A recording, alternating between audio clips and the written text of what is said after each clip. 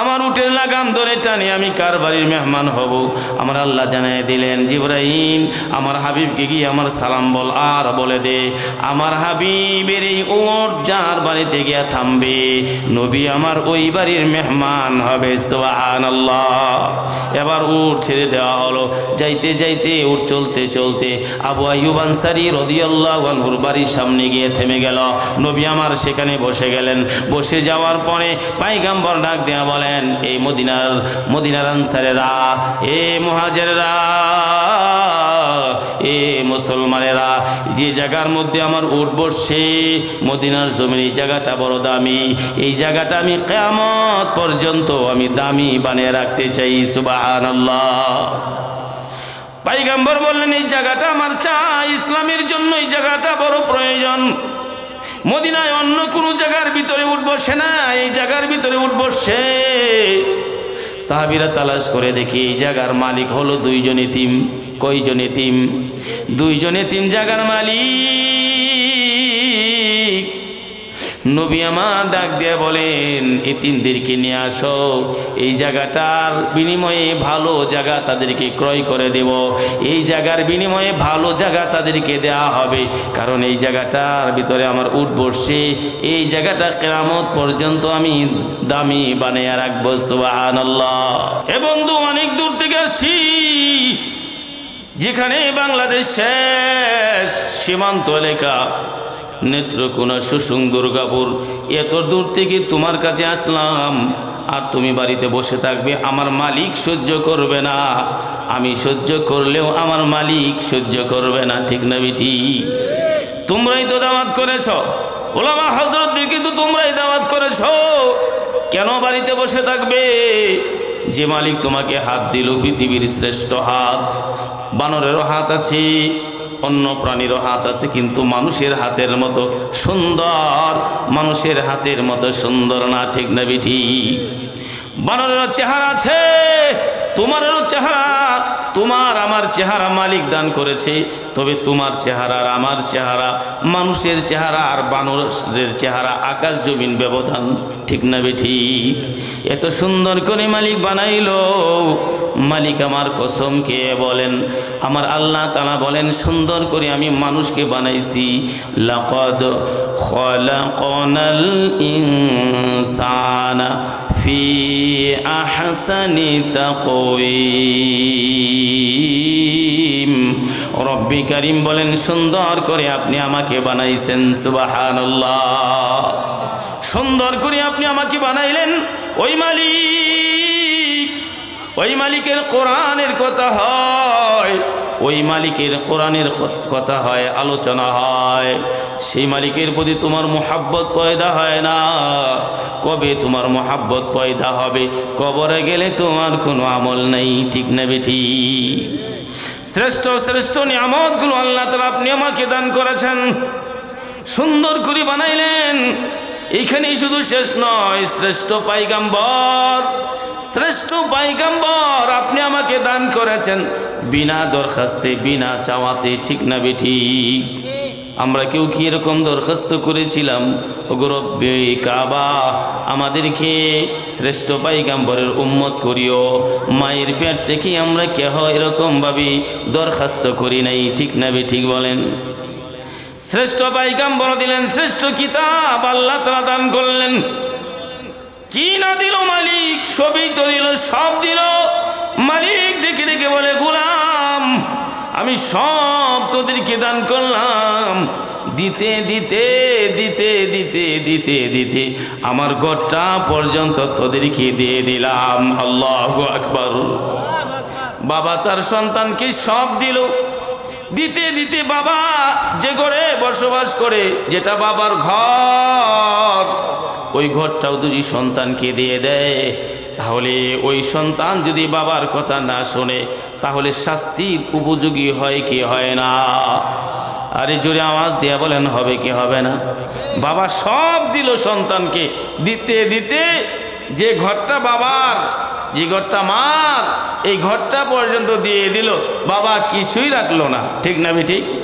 এমন অবস্থায় বাবা ডাকে, বাবার পক্ষ থেকে নায়েব হয়ে মানুষ ডাকে, এরকমভাবে সে ডাকে সাড়া দেয় না, সে শাস্তির উপযোগী কিনা বলেন? মালিক সব দিয়েছে আমাদের, কি সব দিল। শ্রেষ্ঠ পয়গম্বর আমাদের কি দান করলো? মালিক শ্রেষ্ঠ পয়গম্বর আমাদেরকে দান করেছে। এটা মহামূল্যবান সম্পদ, কি সম্পদ না? আপনি আমাকে যে দামি রাসূল আল্লাহ তাআলা দান করলেন, কেমন দামি? নবী আমার কালিমুল্লাহ না, নবী আমার এরকমভাবে পয়গম্বর সাল্লাল্লাহু আলাইহি ওয়াসাল্লামের উপাধি, আপনি আমার নবীজির উপাধি কালিমুল্লাহ না, আপনি আমার নবী খলিলুল্লাহ না, আপনি আমার নবী হলেন হাবিবুল্লাহ। ঠিক না বেটি? কেমন দামি সম্পদ আল্লাহ তাআলা দান করলেন, যে পয়গম্বরের জন্য আল্লাহ তাআলা নিজে পাগল, সেই পয়গম্বরের উম্মত আপনি আমাকে করেছেন। এর চেয়ে দামি সম্পদ আর কি হতে পারে? ঠিক না বেটি? যে নবীর উম্মত হওয়ার জন্য আগেকার নবীরা পর্যন্ত এরকম আল্লাহর কাছে দরখাস্ত করেছে, আল্লাহ নবী বানাইছ, খুশি হয়েছি, তবে উম্মতি মুহাম্মদি বানাইলে আরো বেশি খুশি হইতাম। সুবহানাল্লাহ বলেন। আপনি আমার দাম কত, আপনি আমার ইজ্জত কত, আপনি আমার নবীজির দাম কত, আপনি আমার নবীজির উম্মত হওয়াতে আমাদের দাম কত। নিজেরা নিজেদের দামের কদর যদি না করি, তাহলে আমাদের মতন কবলপুরা আর কেউ হতে পারে না। ঠিক না বেঠি? শ্রেষ্ঠ রাসূলের উম্মত হয়েছি, রাসূলকেই চিনলাম না। কেমন পয়গম্বরের উম্মত হয়েছি যদি কদর না করি, সেই রাসূলের ইজ্জত, সেই রাসূলের সম্মান যদি আমাদের মধ্যে না থাকে, তাহলে আপনি আমি মুমিন হতে পারবো না, আপনি আমি কশিমকালেও পূর্ণাঙ্গ মুমিন হতে পারবো না। আল্লাহর রাসূল বলেন, তোমার বাবার চেয়ে, মার চেয়ে, ওয়ান্নাসি আজমাইন, তোমার সন্তান পৃথিবীর সমস্ত মানুষের চেয়ে যদি আমাকে বেশি না ভালোবাসো, নবীজির ভালোবাসা যদি অন্তরে বেশি না থাকে, তাহলে কশিমকালেও আপনি আমি মুমিনে কামেল হতে পারবো না।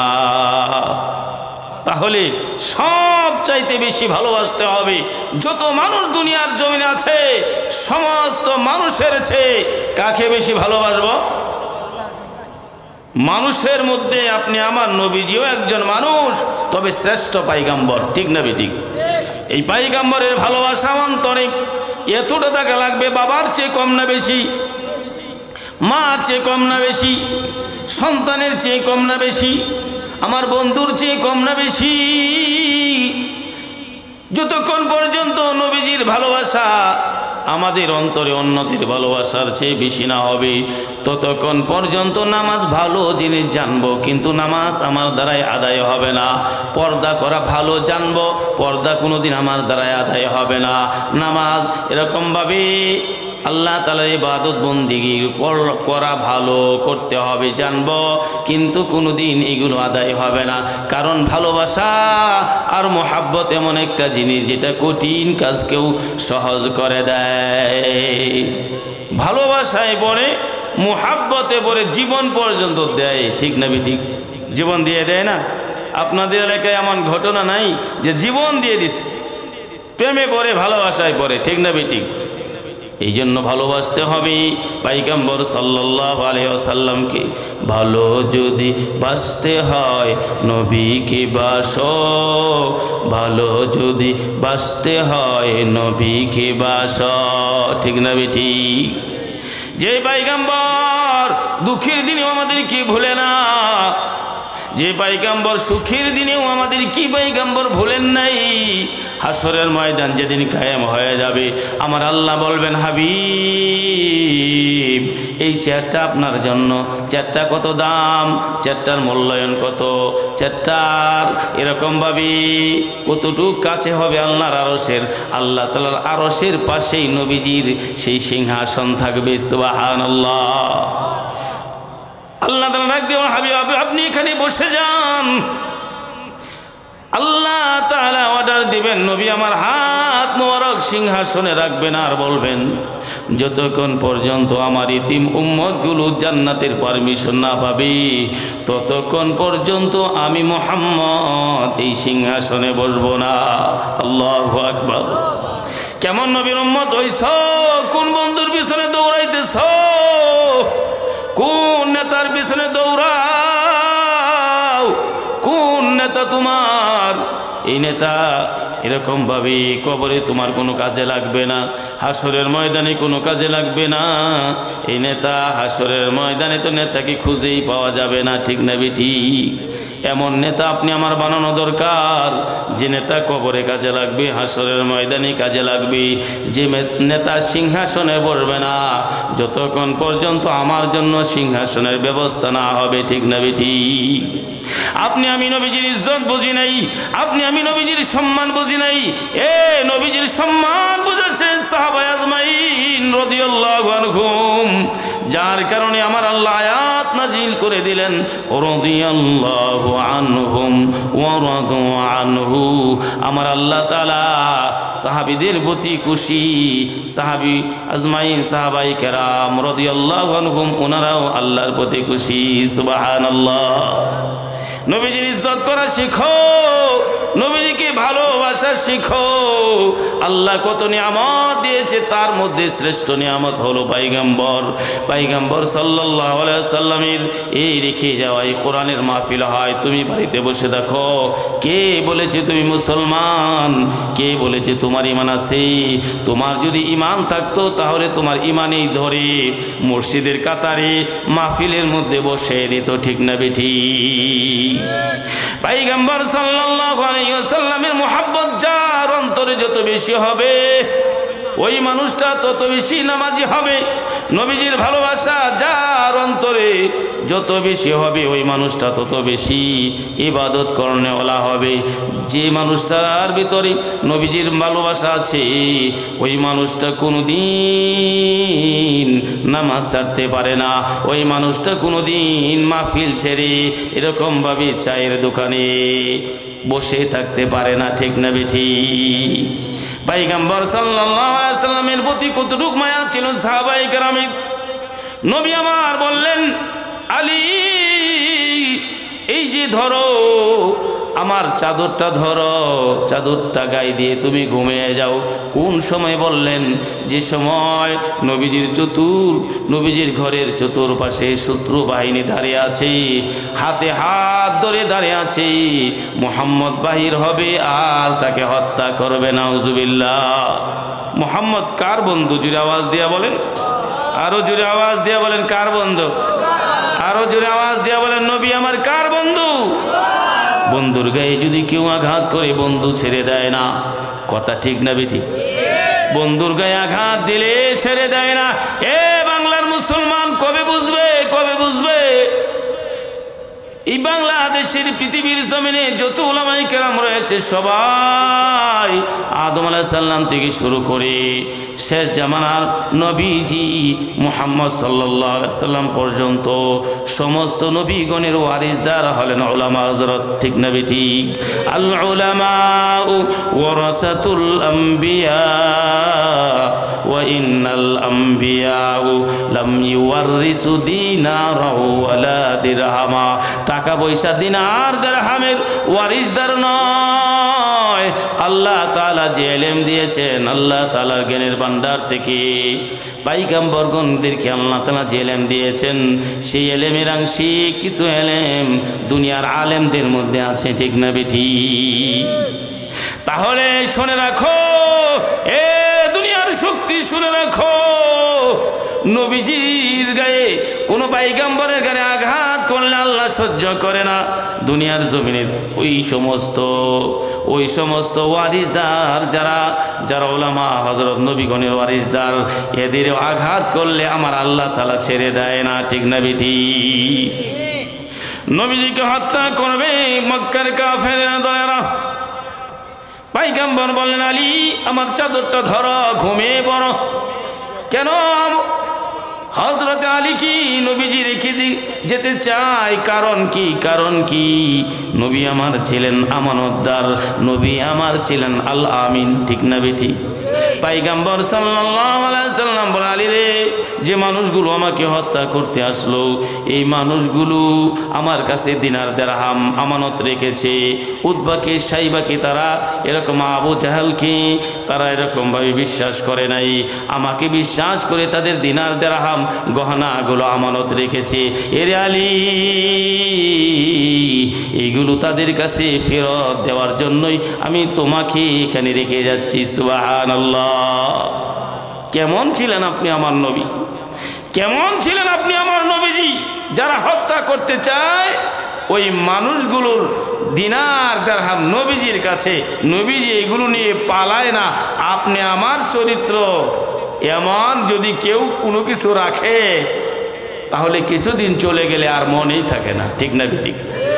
মনেই থাকে না, এই বেটা কোথায় কবে রাখলি আমার কাছে, এরকম বলে, ঠিক না বেঠিক? বলে যাদের কাছে আমানতদারি নাই এরা পয়গম্বরের উম্মত না, ঠিক না বেঠিক? মুহাম্মদ সাল্লাল্লাহু আলাইহি ওয়াসাল্লামের উম্মত হবে ওই মানুষটা যার ভিতরে আমানতদারি আছে, ঠিক না বেঠিক? নবী আমার ডাক দিয়ে বলে, আলী চাদরটা ধরো। হযরতে আলী চাদরটা হাতে নিলেন, বুকে জড়াইলেন, চুমু খাইলেন, কান্নায় এরকম ভাবে হযরত আলী দাড়িগুলো ভিজে গেল, কাঁদতেছে কাঁদতেছে। নবী আমার ডাক দিয়ে বলে, আলী তুমি কাঁদতেছো কেন, কি হলো তোমার? হযরত আলী বলেন, ইয়া রাসূলুল্লাহ, ইয়া হাবিবাল্লাহ, ঘরের চতুর্পাশে দুশমনেরা দাঁড়িয়ে আছে, আপনি ঘর থেকে বাইর হবেন, আপনি আল্লাহর রাসূল, আপনার কোনো ক্ষতি হবে, আপনার কোনো ক্ষতি কোনো কাফের করতে পারবে না, এটা আমার বিশ্বাস। কারণ আপনি দুনিয়ার কোনো ধনী মানুষের বন্ধু নয়, আপনি হলেন আকাশ জমিনের মালিকের বন্ধু, ঠিক না বেটি? পয়গম্বর সাল্লাল্লাহু আলাইহি ওয়াসাল্লাম আলীকে বললেন, আলী চাদরটা গায়ে দিয়ে ঘুমিয়ে যাও, কান্না করো কেন? হযরত আলী কাররামাল্লাহু ওয়াজহু বলেন, নবী গো, আপনি যখন ঘর থেকে বাইর হয়ে যাবেন, কাফেরেরা ঘরের মধ্যে ঢুকবে, ঢুইকা দেখবে আপনি তো নাই, আমি এখানে শায়িত আছি, আমাকে হত্যা করবে। জীবনের শেষবারের মতো আপনার চেহারা মনে হয় আমি দেখতেছি, জীবনে আর মনে হয় আপনার চেহারা দেখা হবে না, একটু দাঁড়ান, আমি আপনার চেহারাটা প্রাণ ভরে দেখি নেই। নবী আমার বলেন, আলী রে, কতবার না আমার চেহারা তুই দেখেছিস, আমার ঘরেই তো তুই বড় হয়েছিস, তাহলে এখন কেন চেহারা দেখতে চাস? হযরতে আলী বলেন, পয়গম্বর, আপনার চেহারা এমন, ইমানের সাথে দেখলে জাহান্নামের আগুন হারাম। সুবহানাল্লাহ। ইমানের সাথে আপনার চেহারা দেখলে জাহান্নামের আগুন হারাম। ক্ষুধার্ত ব্যক্তি আপনার চেহারা দেখলে ক্ষুধা চলে যায়। নবীজির কলিজার টুকরা হাসান হোসেনের যখন ক্ষুধা লাগতো, ফাতেমা রাদিয়াল্লাহু আনহা নবীজির কাছে এই দুইজন নাতিকে নিয়ে যেতেন।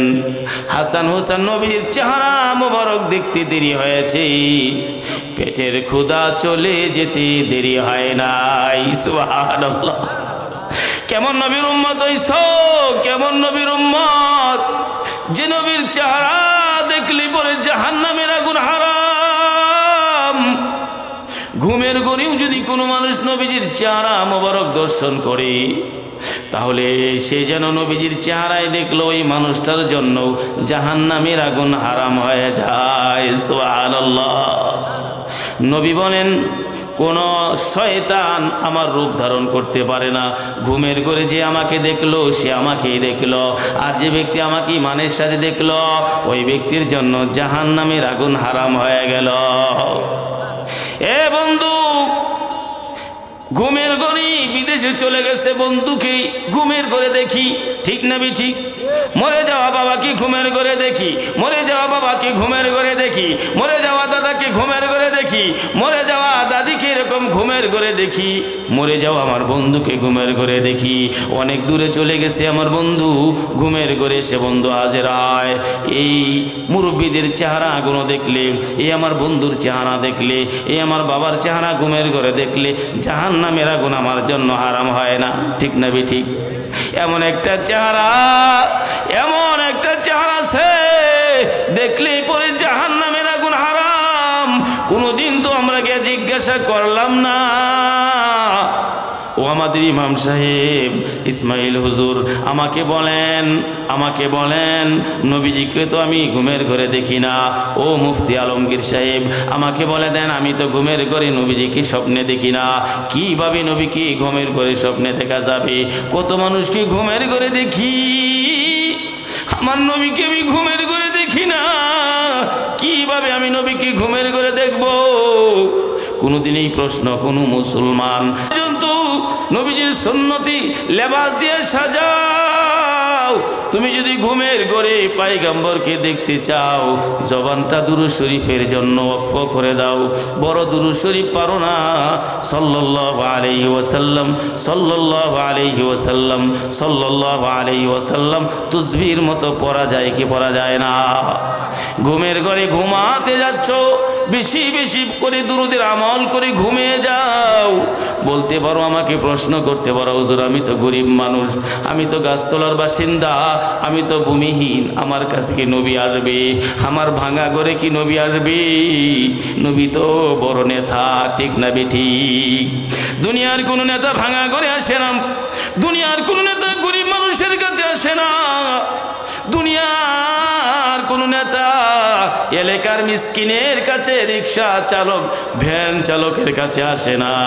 আমরা তো দেখি আমাদের নবী তো নেতা, আমাদের নবী কি আমার ঘরে আসবে? ভাঙা ঘরে কি আসবে? এ বন্ধু, নবী আমার এমন নেতা, নবী আমার এমন দয়ার নবী, নবীর জন্য যারা কাঁদে, ওই মানুষটা যদি গাছতলার বাসিন্দাও হয়, কুড়ে ঘরের বাসিন্দাও হয়, তাহলে আমার নবী হিংসা করে না, আমার নবী তার ভাঙা ঘরে গিয়া হাজির হয়ে যায়। আল্লাহু আকবার। নবীকে যদি দেখতে চাও, নবীজির প্রেমে পাগল হও, এ যুবক তুমি ঘরে শুয়েছ, ওয়ারাসাতুল আম্বিয়ারা দূর দূরান্ত থেকে সেখানে বয়ান করে আমার নবীজির কথাগুলো মানুষদেরকে শোনায়। তুমি ঘরে বসে থাকবা, তুমি মনে মনে ভাবতেছো তোমার ঘরে নবী আসবে, কসিমকালেও তোমার ঘরে নবী আসবে না, ঠিক না ঠিক? পয়গম্বর সাল্লাল্লাহু আলাইহি ওয়াসাল্লাম কি দেখার জন্য আলী কাঁদতেছে আর বলতেছে, পয়গম্বর আপনার চেহারাটা একটু আপনি দেখতে চাই, কারণ আপনার চেহারা দেখার দ্বারাই জাহান্নামের আগুন হারাম হয়ে যায়। নবী আমার কাঁদে, হযরতে আলীও কাঁদে, সুবহানাল্লাহ বলেন। নবী আমার কাঁদে, আবার আলী তো আমাকে ভালোবাসে, আলীও কাঁদে। আমার নবীজির সাথে আমার শেষ দেখা হচ্ছে, শেষবারের মতো আমার নবীকে আমি দেখছি। কোনো মানুষ যখন নবীজির জন্য কাঁদে, তখন আল্লাহ তাআলা রহমতের হাত প্রসারিত করে ওই আশিকে রাসূলের চোখের পানিগুলো আমার আল্লাহ তাআলা মুছতে থাকে। সুবহানাল্লাহ। আমার আল্লাহ তাআলা জানিয়ে দিলেন, হাবিব আলীকে বলেন চোখের পানিগুলো মুছে ফেলতে। আলীর সাথে আপনার মদিনায় সাক্ষাৎ হবে, আপনি আলীকে সুসংবাদ দেন, আলী মদিনাতে তোমার সাথে আমার সাক্ষাৎ হবে।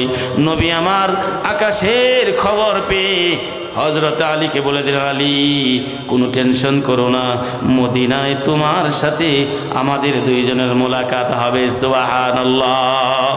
হযরত আলী এরকম ভাবেই চাদর গায়ে দিয়ে ঘুমিয়ে গেলেন। হযরত আলীর জিন্দেগিতে দেখি জিজ্ঞাসা করা হলো, আলী সবচাইতে সুন্দর ঘুমটা তোমার কবে হয়েছিল, কোন তারিখে হয়েছিল? হযরত আলী বলে, যেদিন আমার নবী আমাকে বললেন মদিনায় সাক্ষাৎ হবে, ওই দিন যে ঘুমটা আমি দিয়েছিলাম, এমন ঘুম পৃথিবীর জমিনে আর কোনোদিন হয় নাই। আল্লাহু আকবার। জিকির করেন, লা ইলাহা জোরে লা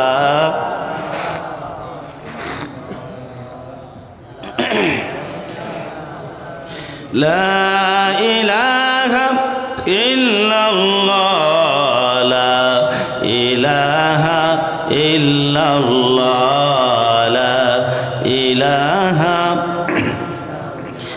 লা ইলাহা ইল্লাল্লাহু মুহাম্মাদুর রাসূলুল্লাহ সাল্লাল্লাহু আলাইহি ওয়াসাল্লাম। হযরত আলী ঘুমিয়ে গেলেন, নবী আমার চলে গেলেন। অনেক লম্বা ইতিহাস। এক মুষ্টি বালু হাতে নিলেন, বালুর সম্মুখ পানি ছেড়ে দিলেন। আমার আল্লাহ তাআলা বালুর প্রত্যেকটা কণা কাফের চোখে চোখে আমার আল্লাহ তাআলা পৌঁছে দিলেন। আল্লাহু আকবার। হযরত আলী ঘুমিয়ে আছেন, আবু জেহেল দলের লোকগুলো নিয়ে ঘরের মধ্যে ঢুকছে।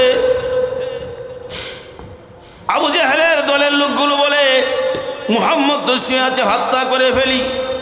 এ বন্ধু, ভালো করে শোনো, আবু জেহেল এত খারাপ, আবু জেহেল এত নষ্ট, আবু জেহেল দিনের এত বড় দুশ্মন হওয়া সত্ত্বেও এরকম আবু জেহেল ডাক দেয়া বলে, ঘুমন্ত মানুষকে হত্যা করা যায় না। কি বলল? ঘুমন্ত মানুষকে হত্যা করা যায় না। এ মুসলমান শোনো, তোমার দেশে ঘুমন্ত মানুষকেও হত্যা করা হয়েছে, ঠিক না বেটি? ঘুমন্ত মানুষকেও হত্যা করা হয়েছে। কত জাহেলিয়াতি যুগের মধ্যে তুমি আমি চলে আসছি। আবু জাহেল বলল, লোকটাকে জাগ্রত করো, ঘুমন্ত মানুষ হত্যা করার দরকার নাই। চাদর টান দিয়া দেখে আলীকে ডাক দিল, আলী তুমি এখানে না? মুহাম্মদ শাহিদ ছিল। মুহাম্মদ কোথায়? বলে আমি বলতে পারি না। তার মানে কি হয় যে আলী মিথ্যা বলেছেন? না না, আলী বলতে পারে না, মুহাম্মদ এই রাস্তা দিয়া গেছে, ঠিক না বেটি? কাফেররা চলে গেল। নবীজি ওখান থেকে পাহাড়ের গুহায় 3 দিন আশ্রয় নিলেন। সেখান থেকে মদিনার দিকে রওনা দিলেন। 14 দিন লাগলো মদিনায় গিয়া পৌঁছতে। পয়গম্বর সাল্লাল্লাহু আলাইহি ওয়াসাল্লামকে এক নজর দেখার জন্য নবীজিকে এরকম ভাবে মদিনার মানুষগুলো চিনেছে। আর তোমার আমার বংশধর 14 পুরুষ মুসলমান, তারপরেও নবীজির প্রেম, নবীজির ভালোবাসা, নবীর মোহাব্বত তোমার আমার মধ্যে নাই, ঠিক না বেটি? মানুষগুলো এরকম ভাবে উঁচু পাহাড়ের উপরে উঠে বসে আছে যে পয়গম্বরকে এক নজর দেখলে জাহান্নামের আগুন হারাম। ওই পয়গম্বরকে দেখার জন্য ইহুদিরা পর্যন্ত বসে আছে উঁচু উঁচু পাহাড়ে। প্রত্যেক দিনের মতো মানুষগুলো অপেক্ষা করে করে মানুষগুলো চলে গেছে। একজন ইহুদি পণ্ডিত বসে আছে, তাকে দেখে দূরে দেখা যায় একটা উটের উপরে মানুষ বসা, 2 জন মানুষ বসা, কিন্তু উট দেখা যায় না, রাস্তা দেখা যায় না, কিন্তু উটের উপরে বসা একজন ব্যক্তি, তার চেহারা মোবারক দেখা যায়। আল্লাহু আকবার। দূরে যদি একটা লাইট জ্বলে, অন্ধকার রাত্রে যদি একটা লাইট জ্বলে, লাইটটা কোথায় জ্বলতেছে, কোন জায়গায় জ্বলতেছে দেখা যায় না, কিন্তু লাইটটা যে জ্বলতেছে সেটা বোঝা যায় কি যায় না। নবী আমার এমন চেহারা বিশিষ্ট পয়গম্বর ছিলেন। পৃথিবীর এক প্রান্তে যদি একজন আশিকে রাসূল নজর করে, আমার পয়গম্বরের প্রেমে পাগল হয়ে যদি ধ্যান করে, তাহলে আমার আল্লাহ তাআলা ওই চেহারাটা ওই আশিকে রাসূলের সামনে আমার আল্লাহ বাসায় দেয়। পয়গম্বর সাল্লাল্লাহু আলাইহি ওয়াসাল্লাম আস্তে আস্তে কাছে আসলো। আসার পরে ওই ইহুদি ডাক দিয়া বলে, এত দূরে লোকটার চেহারা দেখা যায়, এটা মহামানব ছাড়া আর কেউ না। ডাক দিয়া বলে, মদিনাবাসীরা, যার জন্য তোমরা অপেক্ষা করতেছিলে সেই মানুষটা তোমাদের মাঝে চলে আসছে। তোমরা কি কোথায় আছো গো? বাইর হয়ে আসো। মদিনার মহিলারা, ও পর্দানিশী মা, তুমি নবীকে কতটুকু ভালোবাসো, আর মদিনার মেয়েরা কতটুকু নবীকে ভালোবেসেছিলেন। মা তার সন্তানকে বলে গেছে, নবীজি আসছে, নবীজি কি এক নজর দেখবে। সুবহানাল্লাহ। সকলেই রওনা দিয়েছে। ছোটরাও দৌড়াইতেছে, বড়রাও দৌড়াইতেছে, যুবকেরাও দৌড়ায়, মহিলারাও দৌড়ায়। দৌড়াইতে দৌড়াইতে নবীজির কাছে চলে গেছে। এবার নবীজির উটের লাগাম ধরে সবাই টানাটানি আরম্ভ করে দিয়েছে।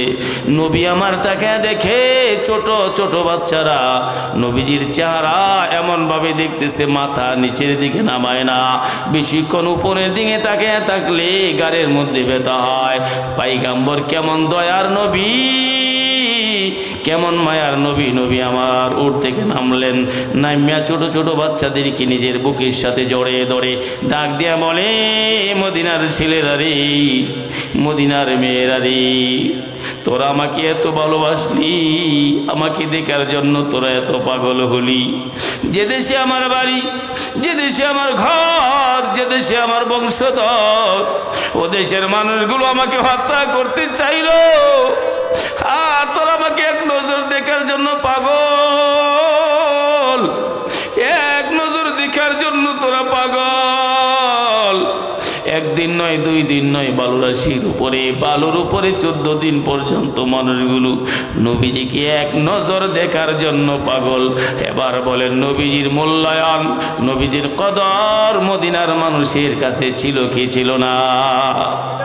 মানুষগুলো পাগল হলো পয়গম্বরকে দেখার জন্য। সকলেই সকলের বাড়িতে একটা একটা গরিব আলাদা ঘর করেছে, ওযুখানা করেছে, বসার জন্য এরকম ভাবে ব্যবস্থা করেছে সবাই। কারণ মদিনায় নবীজির ঘর নাই, বাড়ি নাই, নবীজি কোথায় থাকবে? কত আশিকে রাসূল ছিল, তারা নবীজিকে কতটুকু কদর করেছে, ইজ্জত করেছে। মদিনার মানুষগুলো সবাই উটের লাগাম ধরে টানাটানি আরম্ভ করলো তাদের বাড়ির মেহমান করার জন্য। নবী আমার উটের উপরে বসার সমস্যায় পড়ে গেলেন। কার বাড়ির মেহমান হবেন পয়গম্বর? নবী আমার সমস্যার সম্মুখীন হলে আল্লাহর সাহায্য চাইতেন। কার সাহায্য? আমরা সমস্যার সম্মুখীন হলে দুনিয়াদারের কাছে দৌড়াই, যার কারণে সমস্যা থেকে উদ্ধার হওয়ার জন্য জমিন বেচতে হয়, ঘরের বাড়ির এরকমভাবে গরু বেচতে হয়, ঠিক না বিঠি?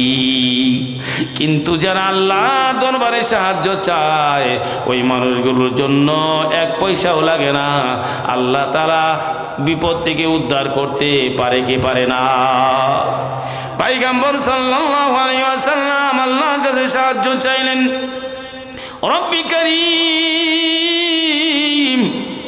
এই মানুষগুলো আমাকে নিয়ে এরকম টানাটানি আরম্ভ করে দিয়েছে। আমার উটের লাগাম ধরে টানে আমি কার বাড়ির মেহমান হব?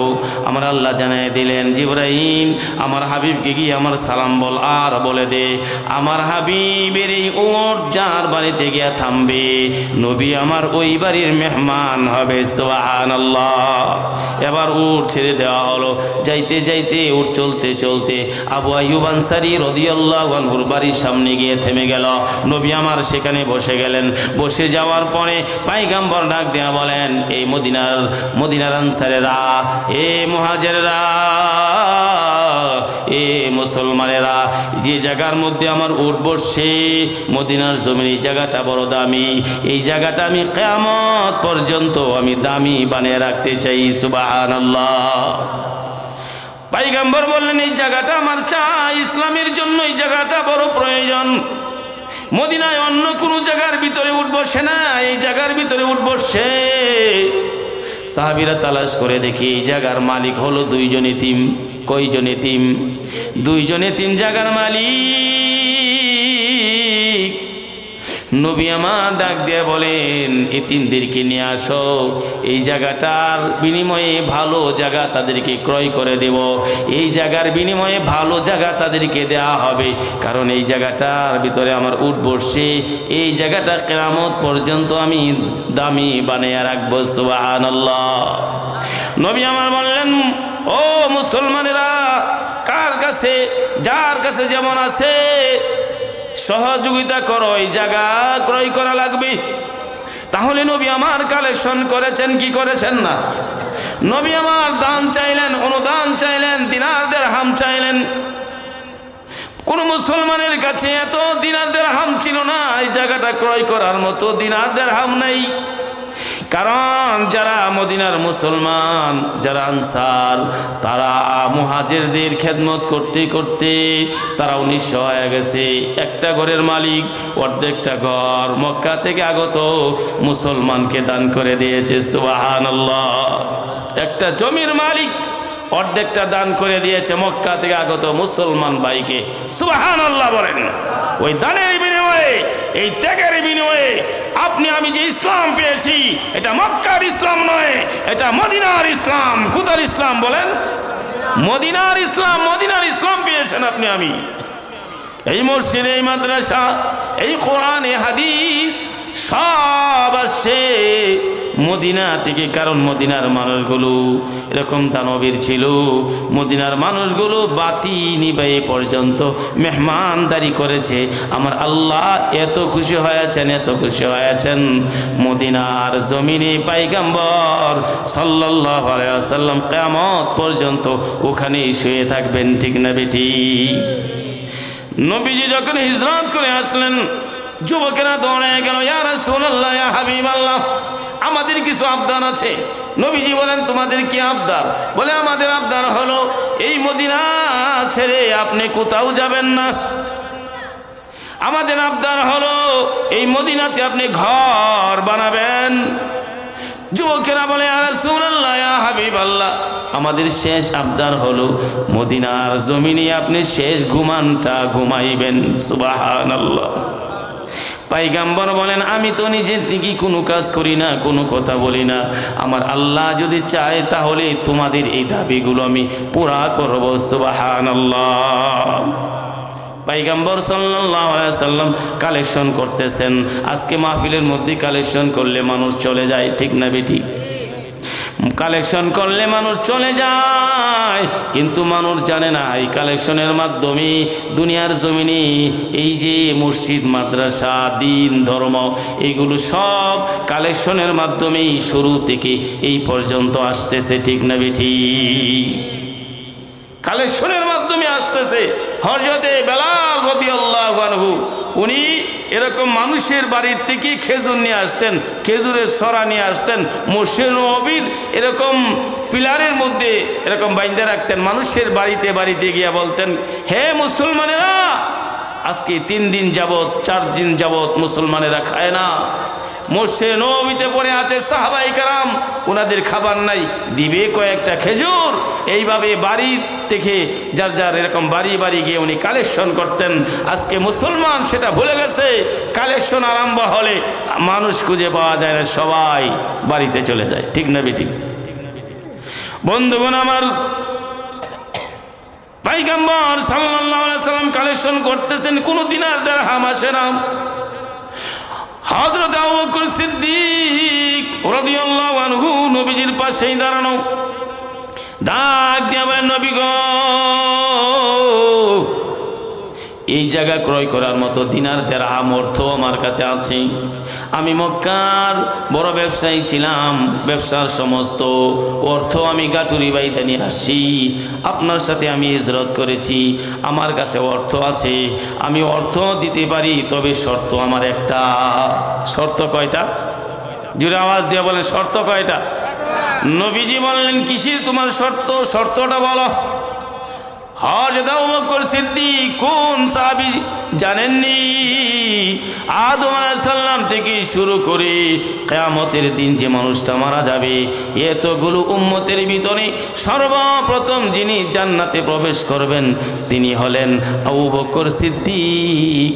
উম্মতের মধ্যে সর্বপ্রথম জান্নাতে প্রবেশ করবেন আবু বকর সিদ্দিক। সুবহানাল্লাহ। কত বড় দানবী! কিসের কারণে আজকে ওনার এত মর্যাদা? কারণটা কি?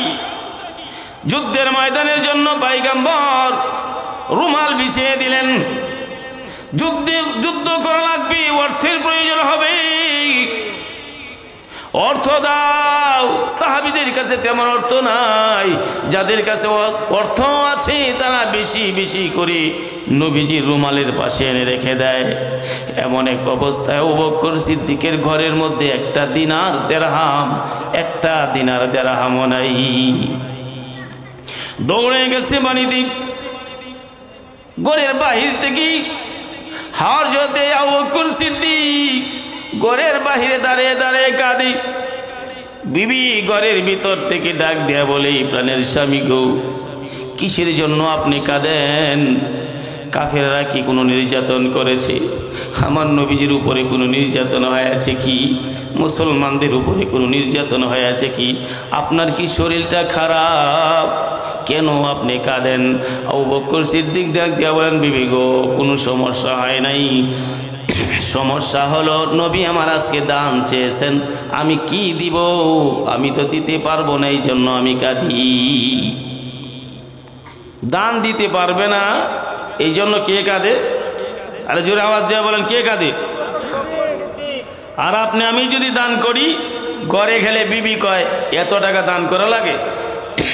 ইমুকে মেম্বার, ইমুকে এলাকার বড় নেতা, সে দান করলো না, আর তুমি গরিব মানুষ দান করলা। ঠিক না বে ঠিক? তাহলে আমাদের বিবি আর আবু বকর সিদ্দিকের বিবি একরকম না। ঠিক না বে ঠিক? ও আমার মা বোনেরা, যতদিন পর্যন্ত আবু বকর সিদ্দিকের বিবির মতো বিবি না হতে পারবে, যতক্ষণ পর্যন্ত ফাতেমার মতো এরকম ভাবে দানবীর না হতে পারবি, ততদিন পর্যন্ত জান্নাতের আশা করা তোমাদের জন্য ভুল। ঠিক না বে ঠিক? ফাতেমার কাছে এক ভিখারি আসলো, আয়সা বলে, ফাতেমা আমাকে একটা জামা দাও। আমাদের কাছে কোনো ভিখারি আসলে কোনো কিছু চাইলে, জামা চাইলে বিশেষ করে আমরা পুরান জামাটা দিই। ঠিক না বে ঠিক? ফাতেমা সুন্দর ভালো জামাটা এনে দিয়ে দিল। আশেপাশের মহিলারা এসে বলে, আরে সুন্দর জামাটা দিয়ে দিলা? ফাতেমা বলে, কেন তোমরা কি কোরআন পড়ো নাই? লা তানালুল বিররা হাত্তা তুনফিকু মিম্মা তুহিব্বুন। আল্লাহ তাআলা বলেন, কসম খেলে তোমরা সফলতা অর্জন করতে পারবে না যতক্ষণ না তোমাদের মুহাব্বতের জিনিসটা, পছন্দের জিনিসটা, খায়েশের জিনিসটা দান না করবে। তাহলে ফাতেমা যে কাজ করেছে কোরআন অনুযায়ী, তার এইভাবেই কাজটা করার দরকার ছিল। ঠিক না বেঠি? আজকে মসজিদের মধ্যে দান বাক্সের মধ্যে সিরা টাকা যেগুলো চলে না সমাজে, একটু গরম পানি, যেগুলো সমাজে চলে না, এগুলো দান বাক্সের মধ্যে পাওয়া যায়। ঠিক না বেটি? রাস্তার পাশে, আমারও মাদ্রাসার রাস্তার পাশে দান বাক্স আছে, খুললে পরে কি পাই? তালি দেওয়া সিরা চলে না, এইগুলো নোটগুলো এই বাক্সের মধ্যে পড়ে। আর আমার আল্লাহ কোরআনে কি বলেছেন? পছন্দের জিনিস দান করতে। ঠিক না ঠিক? হযরত আবু বকর সিদ্দিক ঘরের বাহির থেকে কাঁদি, ঘরের ভিতর থেকে বিবি ডাক দিয়ে বলে, চোখের পানিগুলো মুছে ফেলেন। আমারও তো দুঃখ হয়, ঘরে একটা দিনার নাই, দিরহাম নাই, কিভাবে ঘরের মধ্যে আমি কিভাবে আজকে নবীজির রুমালের মধ্যে অংশগ্রহণ করব? নবীজির রুমাল তো সাধারণ রুমাল না। ঠিক না ঠিক? আপনি আমার রুমাল আর নবীজির রুমাল কি এক? আপনি আমার চাদর আর নবীজির চাদর কি এক? আপনি আমার জিনিস আর নবীজির জিনিস এক না। ঠিক না ঠিক? আবু বকর সিদ্দিকের বিবি ডাক দিয়ে বলে, আমারও তো মন চাই নবীজির ওই রুমালের মধ্যে দান করতে। আপনি দাঁড়ান, আমি ব্যবস্থা করছি। ঘরের মধ্যে যা কিছু আছিল সব কিছু বড় একটা গাটুরির মধ্যে বাইন্দা এরকমভাবে আবু বকর সিদ্দিকের মাথার মধ্যে উঠাইয়া দেয়। আবু বকর সিদ্দিক ডাক দিয়ে বলেন, বিবি ঘরের মধ্যে তো দেওয়ার মতোই কিছু নাই, কি দিয়ে দিলেন? বলে, ঘরের মধ্যে যা ছিল সব আল্লাহর রাস্তায় দিয়ে দিলাম। সুবহানাল্লাহ। নবীজি কালেকশন করতেছেন, তাকে আছেন, আবু বকর সিদ্দিক কোন সময় আসবেন? সুবহানাল্লাহ বলেন। দেখে আবু বকর সিদ্দিক বড় একটা গাটুরি নিয়ে আসতেছে, গাটুরি নামাইল, সাহাবীরা এটা খুললো, খোলার পরে দেখে ঘরের এরকমভাবে তরকারি কুটার জন্য চাকু দেখা যায়, ঘর ঝাড়ু দেওয়ার জন্য এরকমভাবে, ঘর পরিষ্কার করার জন্য ঝাড়ুটা এটা দেখা যায়, এরকমভাবে বর্তন দেখা যায়, এরকমভাবে পানির মস্ক দেখা যায়। নবী আমার বলেন, এগুলো দিয়ে কি হবে? বলে, ইয়া রাসূলুল্লাহ, আমার বিবি বলে দিয়েছে এগুলো দিয়ে কি হবে। সুবহানাল্লাহ বলে। আমি আমার বিবিকে প্রশ্ন করেছিলাম, বিবি আমাদের ঘরের ঝাড়ু দিয়ে কি হবে? আমার বিবি আমাকে বলেছে, আমাদের তো অর্থ নাই, দিনার নাই, দিরহাম নাই, কি দিব? দেওয়ার মতো কোনো কিছু নাই। আপনার কাছে দেওয়ার মতো তো আমার কাছে কিছু নাই। ঘরের ঝাড়ুটা নবীজির দরবারে নিয়ে যান। যুদ্ধের ময়দানে সাহাবাই কেরাম তাবু করবে, তাবু পরিষ্কারের জন্য ঝাড়ুর প্রয়োজন হবে। আমাদের ঘরের ভাঙা ঝাড়ুটাও যেন ওই কাজে ব্যবহার হয়ে যায়। সুবহানাল্লাহ। এইভাবে সব কিছু বলে দেওয়ার পরে নবী আমার ডাক দিয়ে বলেন, ঘরের মধ্যে কি রেখে আসছ? হযরত আবু বকর সিদ্দিক ডাক দিয়ে বলেন, নবী গো, ঘরের মধ্যে আর কিছু নাই, কোনো কিছুই নাই। ঘরের ভিতরে আল্লাহ এবং আল্লাহর রাসূলের মুহাব্বত আর ভালোবাসা রেখে এসেছি। আল্লাহু আকবার। এ বন্ধু, তোমাদের কাছে কোনো কিছু চাইনি। এইভাবে ঘরের দাও এনে দিতে হবে না, ঘরের ঝাড়ু এনে দিতে হবে না, প্লেট দিতে হবে না। তোমরা কিছু অর্থ দিলেই ওই আবু বকর সিদ্দিকের সাথে তোমার আমার হাসর নসর হবে। ঠিক না বেটি? পয়গম্বর সাল্লাল্লাহু আলাইহি ওয়াসাল্লাম এরকম ভাবে ওই জায়গাটার ভিতরে, ওই জায়গাটাতে আমি বানাবি যে জায়গার ভিতরে নবীজির উট বসছে। জানোনি ওই জায়গাটা কোন জায়গা? যে জায়গার ভিতরে পয়গম্বরের পিঠ মুবারক লাগানো আছে। কিয়ামত পর্যন্ত নবী উট যেখানে বসেছিল মদিনায় এসে, ওই জায়গার ভিতরে কিয়ামত পর্যন্ত নবী শুয়ে থাকবেন। সুবহানাল্লাহ। নবী আমার বলেন, অর্থ দাও। অর্থের ব্যবস্থা হলো না। আবু বকর সিদ্দিক ডাক দিয়ে বলেন, নবী গো, আমার কাছে অর্থ আছে, আপনাকে আমি অর্থ দিতে পারি, তবে শর্ত হলো একটা। শর্তটা কি? শর্তটা হলো এই জায়গার অর্থ আমি আপনাকে দিব, কিন্তু জায়গার দলিল হবে রহমাতুল লিল আলামিনের নামে। আল্লাহু আকবার। তাহলে কি বোঝা গেল? আবু বকর সিদ্দিক নিজের মালের চেয়েও নবীজি কি বেশি ভালোবেসেছেন। ঠিক না ঠিক বলেন? এমন অবস্থায় দুইজন এতিম এসে নবীজির দরবারে হাজির। নবী আমার ওয়াজ করতেছেন, বয়ান করতেছেন, মামবানা লিল্লাহি মসজিদাম বানাল্লাহু লাহু বাইতান ফিল জান্নাহ। পয়গম্বর সাল্লাল্লাহু আলাইহি সাল্লাম ওই জায়গার ভিতর নিজের ঘর বানাতে চায় না। নবীজির মদিনার জমিনে কোনো ঘর নাই। নবীজি নিজের ঘর বানানোর আগে আল্লাহর ঘর বানাইতে চায়। কার ঘর? আরো জোরে আওয়াজ দিয়ে বলেন, কার ঘর? মদিনাতে নবীজির ঘর নাই। আদম আলাইহিস সালাম দুনিয়ার জমিনে আসলেন, কোনো ঘর ছিল না। আদম আলাইহিস সালামকে যখন বলা হলো ঘর বানাও, আদম আলাইহিস সালাম সিদ্ধান্ত নিয়েছিলেন, আল্লাহ, আমার ঘর আগে বানাবো না, তোমার ঘর আগে বানাবো, ইবাদতখানা বানাবো আগে, মসজিদ আগে বানাবো। ঠিক না বেটি? সে আদমের সন্তান যারা হবে তারা নিজেদের ঘরের মধ্যে টাইলস লাগানোর আগে মসজিদে টাইলস সে আগে লাগাবে। ওই আদমের সন্তান যারা হবে নিজের বাড়ি বিল্ডিং করার আগে মসজিদ বিল্ডিং করবে। ঠিক না বেটি? নিজের ঘর বানানোর আগে যারা মসজিদ বানানোর ফিকির যাদের অন্তরে থাকবে, এরা নবীজির প্রকৃত উম্মত, এরা নবীজির প্রকৃত উম্মত। ঠিক না বেটি? পয়গম্বর সাল্লাল্লাহু আলাইহি ওয়াসাল্লাম দুইজন এতিম উনার সামনে আনা হলো। নবী আমার রেডি করলেন এতিমদেরকে, এরকম ভাবে ওই জায়গার অর্থ দেবে, ভালো জায়গা কিনে দেবে। দুইজন এতিম ডাক দিয়ে বলেন, নবী গো, আমরা দুই ভাই এতিম, আমাদেরকে আপনি তলব করেছেন। নবী বলেন, হ্যাঁ, তোমাদেরকে আমি তলব করেছি। দুইজন এতিমকে নবীজির কাছে আনা হলো। নবী আমার বুকের সাথে জড়িয়ে ধরে ডাক দেয়া বলে, এতিমরা রে, আমিও নবী এতিম। নবীও কাঁদে, দুইজন এতিম বাচ্চাও কাঁদে। দুইজন এতিম নবীজির বুকের মধ্যে মাথা লাগাইয়া বলে, নবী গো, আপনি যে কথাটা একটু আগে বললেন সেটা আবার আমাদেরকে শোনান। নবীজি বলেন, কি বলেছি? বলে, একটু আগে যে বললেন একটা ফজিলতের কথা, সেটা আমাদেরকে শোনান। নবী আমার বলেন, মান বানা লিল্লাহি মসজিদাম বানাল্লাহু লাহু বাইতান ফিল জান্নাহ। যারা দুনিয়ার জমিনে আল্লাহর ঘর বানাবে তাদের জন্য আল্লাহ তাআলা জান্নাতে ঘর বানাবে। সুবহানাল্লাহ। দুইজন এতিম বাচ্চা নাক দিয়ে বলেন, নবী গো, দুনিয়ার জমিনে আমাদের আর কোনো সম্পদ নাই, আমাদের বাবা নাই, আমাদের মা নাই, এই সম্পদ ছাড়া আর কোনো সম্পদ আমাদের নাই। নবী গো, আমরা এই সম্পদটা যদি মসজিদের জন্য দান করে দিই। আমরা দুই এতিম বাচ্চার জন্য, আমরা দুই এতিম সন্তানের জন্য, আমরা দুই ভাইয়ের জন্য দুইটা বিল্ডিং জান্নাতে হবে রে।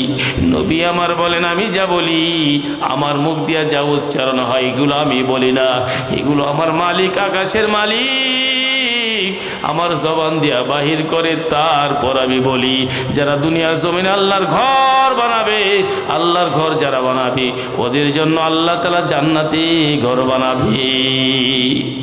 এ বন্ধু, মসজিদের উদ্যোগী আজকের এই মাহফিল, মসজিদের উদ্যোগী আজকের এই মাহফিল।